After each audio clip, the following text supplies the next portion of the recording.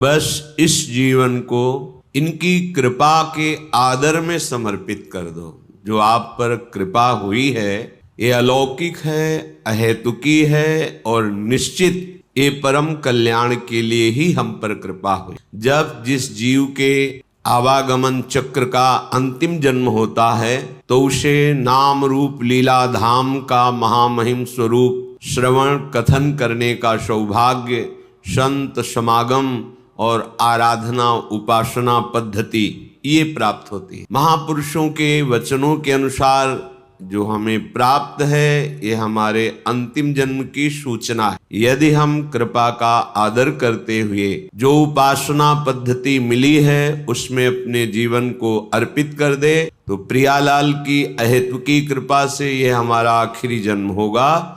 दुख क्लेश अशांति सदा सदा के लिए मिट जाएंगे। श्रीपाद प्रबोधानंद जी महाराज कह रहे हैं, भ्रातर भोगा सुभुक्ता का इहि न भवता नापि संसार मध्ये विद्यादानाध्वराद्यै कति कति जगति ख्याति पूजाद्य लब्धा। हे भाई, यदि तुम्हारा मन ऐसा प्रलोभन दे रहा हो आपको कि ये भोग तो भोगा नहीं, अगर भोग लूं तो हमारा मन शांत हो जाएगा, ऐसी बात मत मानना। ये आपको फंसा रहा है, क्योंकि भ्रातर भोगा सुभक्ता का इह न भविता नापि संसार मध्ये। कोई ऐसा भोग नहीं है जो तुमने संसार में भोग न लिया हो, क्योंकि तुम्हारे बहुत जन्म हो गए हैं। इस माया के प्रभाव से पूर्व स्मृति नष्ट हो जाने के कारण तुमको ऐसा लगता है कि अगर ये मैं भोग लूं तो मेरा मन शांत हो जाए, तो ये तुम्हारे साथ धोखेबाजी खेल रहा है। तुम्हारा अंतःकरण, तो बुद्धि मन चित्त अहंकार है, ये तुम्हारे साथ धोखेबाजी कर रहा है। जब इसे भोगों में उतारोगे तब ये फिर निर्णय करेगा अंतःकरण, इसमें वो नहीं इसमें होगा सुख, इसमें नहीं इसमें होगा, पूरा जीवन बर्बाद कर देगा। कौन सा ऐसा भोग है जो तुमने उपभोग नहीं किया? सुभुक्ता खूब अच्छी तरह से भोगा है, पर इस माया ने ऐसे विस्मरण को प्रकट कर दिया है कि तुम्हें होश ही नहीं है। तुम्हें लगता है मैं पहली बार संसार में आया हूं तो पहली बार तो मुझे भोग लेना चाहिए। एक धनी घर के उपासक वैराग्य भावना से चलने की चेष्टा कर रहे थे तो परिक्रमा में मिलते थे। एक बार उन्होंने कहा, मेरा मन ऐसा कहता है, जैसा ये महापुरुष जन इशारा करते हैं कि एक बार तो मैं भोग के देख लूं तो अपने मन को समझा लूंगा। नहीं, ऐसी फिसलन है इसमें, जो फिसला तो गुरु कृपा हरि कृपा ही आपको पुनः चढ़ा सकती है, नहीं तो ये फिसलता ही चला जाएगा, पकड़ में नहीं आएगा। फिर आप ये उत्साह भी खो देंगे कि मुझे परमार्थ में चलना है। देख लेना, ये उत्साह भी खो देंगे। जैसे जैसे आप धर्मयुक्त विषयों का सेवन और अधार्मिक क्रियाओं का त्याग, वैसे वैसे आप में एक ऊर्जा शक्ति, एक अध्यात्म बल, निर्णय करने की शक्ति, दुखों को सहने की शक्ति, कोई तुम्हें परास्त नहीं कर सकता, ऐसा एक ओज तेज बल ये प्रकट हो जाएगा। ये जो आप निराश हताश उदास इसी मन की सलाह के कारण हुए हैं। इसलिए हे उपासक, हे भाई, तुमने सब भोग लिए हैं, मन की इस चाल में मत फंसना। ये तुम्हारा जन्म केवल भगवत प्राप्ति के लिए है, प्रभु को रिझाने के लिए है। कभी मान बड़ाई में, कभी भोग वासना में, कभी शरीराभिमान में, कभी मोह ममता, ये ऐसे फंसाती रहती माया। विद्यादानाध्वराद्यै है कति कति जगति ख्याति पूजाद्य लब्धा। कभी कभी मन धर्म की आड़ में दान पुण्य आदि की भावना से अहंकार को पुष्ट कराने लगता है। अंतःकरण चतुष्टय में 4 धर्म है। बुद्धि का काम निश्चय करना है, मन का काम संकल्प विकल्प, चित्त का चिंतन, अहंकार का स्वीकार करना। मैंने ये कर्म किया, मैं ऐसा कर्म करूंगा, मैंने ये भोगा, आगे ऐसा भोगूंगा। ये जो अहंकार को पुष्ट करने के लिए धर्म की आड़ में दान पुण्य आदि करते हुए हम अहम को बढ़ावा देते, ये माया का फसाव है। अपनी वस्तु मानकर दान करने से ठीक है कई गुना वो मिल जाएगी आपको, पर जितनी आपके पास है उतना आपको वो दुख दे रही है, भगवत विस्मरण करा रही है, अहंकार बढ़ा रही है, तो उससे 10 गुना और बढ़ जाएगा, तो अशांति तो और बढ़ जाएगी। तुम्हें लगता है वैभव बढ़ने से शांति होती है? नहीं, ज्ञान बढ़ने से शांति होती है। त्यागाच्छांत्यनंतरम, विवेक के द्वारा असत वस्तु, असत पदवी, असत क्रिया, असत चिंतन, जब इनका त्याग होता है तो शांत हमारा स्वरूप है, क्योंकि हमारे अंशी भगवान का शांत स्वरूप है। शांताकारम भुजग शयनम, देखो कोई सांप पे लेट के भी शांत रह सकता है, और ये तो भगवान शेष जी और उनकी गोद में लेटे हुए हमारे प्रभु कैसे शांताकारम। तो हमारा स्वरूप क्या है? शांत है। शंकर सहज स्वरूप सम्हारा, लाग समाधि अखंड अपारा, अखंड अपार समाधि परम शांति। तो ये जो हमारा मन हमको संकल्प विकल्प में फंसाता है कि ये दान कर दूं तो ये मिल जाएगा, ये कर दूं तो ये मिल जाएगा, करो अपनी वस्तु मान के नहीं। त्वदीयम वस्तु गोविंदम तुभ्यमेव समर्पये।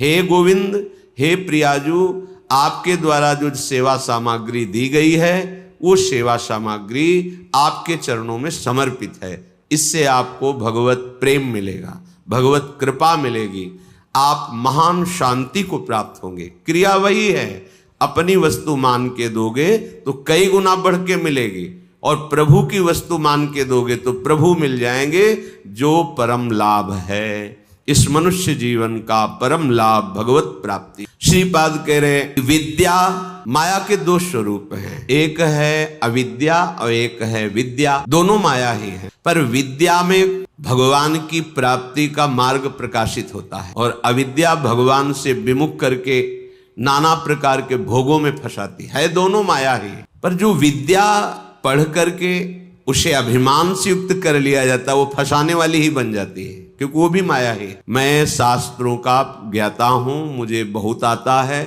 मुझे सब ज्ञान है, मैं विद्वान हूं, ये ठीक नहीं। ये अहंकार आपको फंसा देगा, ये मुक्त करने वाला नहीं है। मुक्त करने वाला जो ज्ञान है, जो विद्या है, तुम्हारी विद्या के प्रभाव से अविद्या नष्ट हो जाए और समदर्शी दृष्टि प्राप्त हो जाए, सब में एक ही परम तत्व विराजमान है, ऐसा अनुभव हो जाए, ये विद्या का लाभ हुआ। पर हम विद्वान होकर विद्याभिमान करके अगर अपने को और बांध रहे हैं तो विद्या नहीं है, वो अविद्या ही है। श्रीपाद कह रहे हैं कोई मुझे बहुत अच्छा कहे, बहुत बड़ा दानी है, बहुत भगत है, बहुत सेवक है, आदि आदि, यदि ऐसी सुनने की इच्छा है, आपको ऐसी ख्याति पाने की इच्छा है, तो ये भी माया का जाल है जो आपको आवागमन में बांध करके कष्ट देगा। विश्वास कीजिए महापुरुषों के वचनों पर। जब आप अखिल लोक चूड़ामणि भगवान के दासत्व से युक्त हो जाएंगे,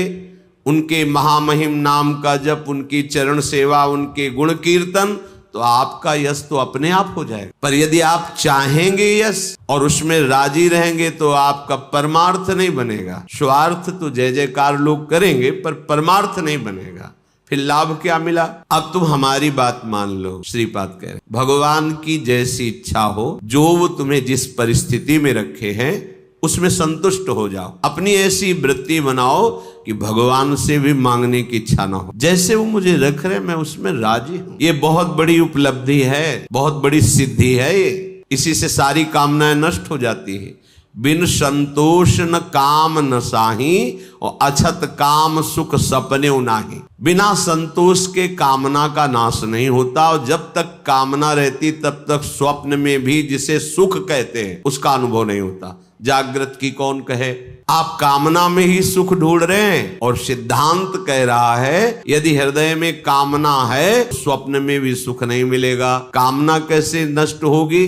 मैं सदा संतोष धारण करूंगा कि मेरे प्रभु ने जैसा विधान कर दिया है हमारे लिए पर्याप्त है। जथा लाभ, जो हमारे आराध्य देव है उनकी इच्छा के अनुसार हमें आहार, वास, वस्त्र, व्यवस्था और संग, ये जो कृपा करके मिला है, हमको अब आकांक्षा नहीं करनी चाहिए किसी भी वस्तु। सच्ची मानो, जैसे कोई प्रश्न करे कि हमें सत्संग की आकांक्षा करनी चाहिए, हमें भगवत चरणारविंद के धाम में रहने की आकांक्षा करनी चाहिए। यदि आप ठीक से भजन करते हो तो आपको कोई आकांक्षा करने की जरूरत नहीं। आगे से आगे वो जहां पहुंचाना, जो करना अपने आप करेंगे।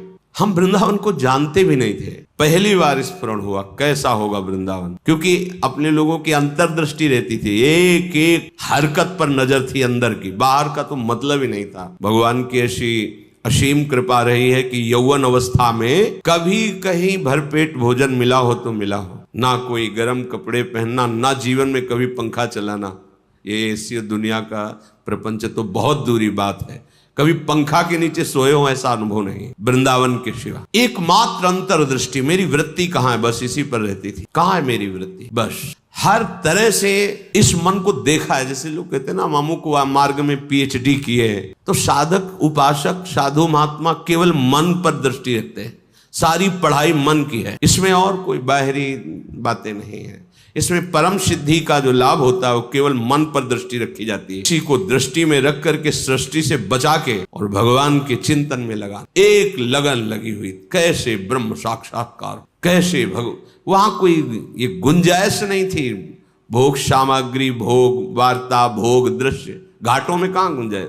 दोपहर की तपती धूप में पंडों की छतुरी के नीचे, और रात्रि में वही घाटों, थोड़ी देर भिक्षुकों के बीच में बैठ जाना, जो मिला मिला, नहीं तो हर हर महादेव, शांत एकदम। ब्रह्मचर्य और संयम का बड़ा बल होता है, कभी निराश, हताश और ऐसा नहीं कि चलने लायक नहीं, ऐसा कभी अनुभव जीवन में नहीं हुआ। आप समझिए वो परिस्थिति अगर ना मिलती तो शायद है कि वो अनुभव भी ना होता। जो अनुभव, एक जो निश्चिंतता, निर्भयता, एक ठसक, हर समय नवीन उत्साह, वो भगवान ने जैसी परिस्थिति चयन की थी उसी में राजी होने से हो गया। एक बार इतने भूख से व्याकुल हुए तो दो संत आए काशी के, ऐसा कहाँ रहते हो, घाटों में भोजन जो महादेव जी दे देते। या घाटों में कौन देता है, अन्नपूर्णा। कभी सतुआ, इतना जैसे भिखारियों को लोग बांटते हैं, 2-4 किलो सतुआ लिया, 50 बैठे हैं, ऐसे से डाल दी, तो कमंडल का ढक्कन होता था ऐसे रखा, कोई एक पीस बर्फी रख दी ऐसे, बोले आओ चलो आज तुम्हें भोजन पवाते। देखो मन की बात प्रभु ने सुन ली, लेकिन हंसी की बात, ले गए कमरे में बैठाला,